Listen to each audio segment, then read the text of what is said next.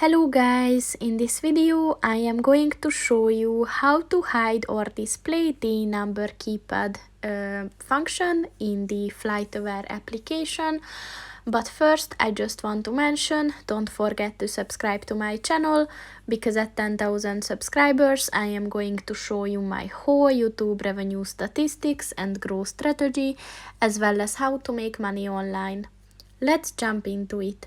First of all, open the application on your phone and then click on the three dots at the top of the page on the right, and then click on the settings button, and within this section click on the number keypad button, and as you can see you can either hide or display it, so just click on the one that you want to set.